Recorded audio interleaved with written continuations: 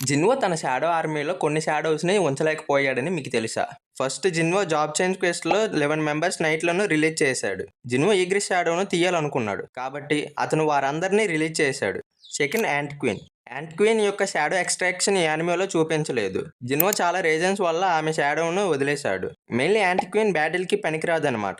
Third Bangyu. Jinwoo తన షాడోని కూడా వదిలేశాడు. ఎందుకంటే బ్యాంగ్యూ ఒక కైండ్ హార్టెడ్ పర్సన్. అతనికి బ్యాటిల్స్ అంటే ఇష్టం ఉండవు. జిన్వో దానిని గౌరవిస్తాడనమాట.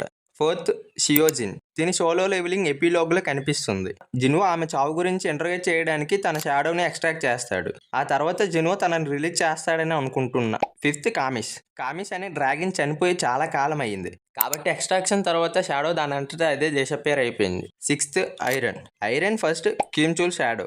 రివర్సింగ్ టైం ముందు జిన్వో అతన్ని రిలీజ్ చేస్తాడు. లాస్ట్ వన్ ఎవరని నేను చెప్పను, మీరే కామెంట్ చేసి చెప్పండి. కావాలంటే మీకు క్లూ ఇస్తా. అది మనందరికీ ఇష్టమైన పంచింగ్ బ్యాగ్. నాకు గుర్తున్నంత వరకు అయితే వీళ్ళు మాత్రమే. ఈ లిస్ట్లో నేను ఎవరినైనా మర్చిపోయి ఉంటే కామెంట్ చేసి చెప్పండి. ఈ వీడియో మీకు నచ్చినట్లయితే ఇలాంటి మరిన్ని వీడియోస్ కోసం ఫాలో చేసుకోండి. Follow for more and updates.